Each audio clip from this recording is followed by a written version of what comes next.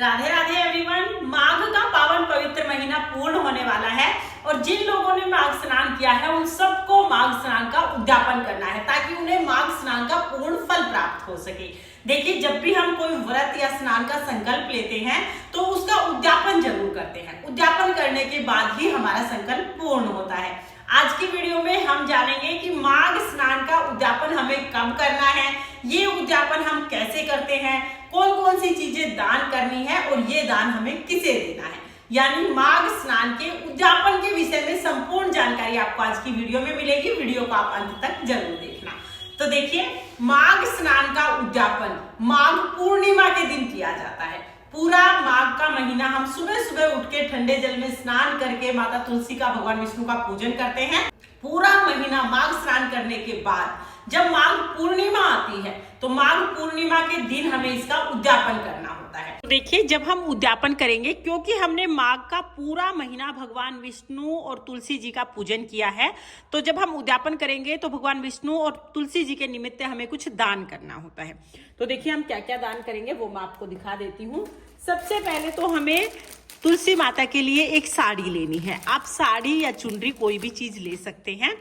आप साड़ी लीजिएगा, लाल या पीले, हरे, कोई भी शुभ कलर की साड़ी ले सकते हैं। यानी काला और नीला छोड़ के बाकी कोई भी रंग की साड़ी आप ले लीजिएगा। तो यहाँ पर हमने तुलसी जी के लिए साड़ी ले ली है। साथ में ही हम तुलसी जी के लिए श्रृंगार का सामान लेंगे। श्रृंगार का सामान आप 2 चीजें, 4 चीजें, 5 चीजें, 7, 9, कितनी भी चीजें आप ले सकते हैं। ज्यादा ना भी ले पाए तो सिर्फ आप एक बिंदी का पत्ता भी रख सकते हैं। यानी कोई ना कोई सुहाग की सामग्री आप जरूर रख लीजिएगा। तो यहाँ पर हमने सुहाग का सामान ले लिया है। ये हमें तुलसी मैया के लिए लेना है, इतना जरूरी लेना है। बाकी आप चाहें तो आप गर्म कपड़े भी रख सकते हैं, जूते चप्पल भी रख सकते हैं। बाकी साड़ी और श्रृंगार का सामान, ये चीजें हमें जरूर लेनी है। साड़ी की जगह आप सूट या चुनरी ले सकते हैं। तो ये हम तुलसी जी के लिए ले लेंगे। इसके साथ ही हमें भगवान विष्णु के कपड़े भी लेने हैं। तो यहाँ पर हम भगवान विष्णु के लिए, यहाँ पर मैंने पैंट शर्ट का जोड़ा ले लिया है। आप पैंट शर्ट का जोड़ा ले सकते हैं, या आप चाहे तो आप धोती कुर्ता भी ले सकते हैं, या आप कोई गरम लोई ले सकते हैं। कोई भी कपड़ा आप भगवान विष्णु के लिए ले लीजिएगा। तो यहाँ पर हमने भगवान विष्णु के लिए पैंट शर्ट का जोड़ा ले लिया है। साथ में ही हमें दक्षिणा लेनी है। तो दोनों के लिए ही हम दक्षिणा लेंगे। भगवान विष्णु के लिए दक्षिणा ले लेंगे और माता तुलसी जी के लिए दक्षिणा ले लेंगे। तो यहाँ पर 2 जगह हमें दक्षिणा ले लेनी है। इसके साथ ही हम खाने का कोई भी सामान ले लेंगे। देखिए, आप चाहे तो पंडित पंडिताइन को घर पे बुला के खाना खिला सकते हैं, या फिर आप कोई भी मिठाई ले लीजिएगा और मिठाई, आप जो सामान लेंगे ना उसके ऊपर आप मिठाई रख दीजिएगा। तो ये मिठाई हमने रख दी है। इसके साथ ही देखिए, हमने पूरा 1 महीने तक स्नान किया है और जब भी हम किसी स्नान का उद्यापन करते हैं ना, तो हम 1 लोटा जरूर दान देते हैं। तो क्योंकि लोटा, या फिर आप इस तरह का लोटा ले सकते हैं, या तो इस तरह का मग्गा ले सकते हैं। क्योंकि स्नान जब करते हैं ना तो मग्गे से या लोटे से जल डाल के स्नान किया जाता है, तो लोटा दान करना होता है। आप स्टील का, तांबे का, पीतल का कोई भी लोटा ले सकते हैं और उस लोटे को हमें चावल से भर लेना है।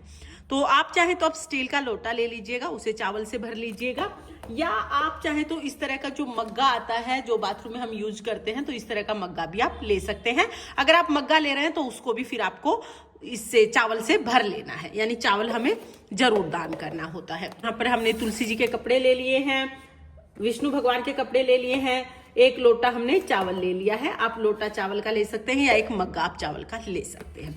ये सारा सामान हमें लेना है। ये सारा सामान लेके पूर्णिमा के दिन जब आप तुलसी जी का सुबह सुबह पूजन करेंगे, सारा सामान हमें तुलसी जी के पास में ही रखना है। थोड़ा सा जल अपने हाथ में लेंगे, इस सारे सामान के ऊपर से 2 बार वार के फिर हाथ जोड़ लेंगे। इस तरह से हम इसको मिनस देंगे। उसके बाद फिर ये सारा सामान हमें पंडित पंडिताइन को दान करना होता है। आप ये सामान पंडित पंडिताइन को दे सकते हैं, आप चाहे ये सामान आप किसी गरीब को दे सकते हैं, या आप अपने सासू जी ससुर जी को भी ये सारा सामान दे सकते हैं।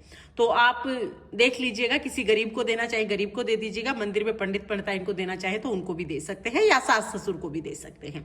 इस तरह से ये सारा सामान हम दे देंगे और फिर हमारे माघ स्नान का उद्यापन हो जाएगा। देखिए, उद्यापन में आप कितना भी सामान बढ़ा सकते हैं।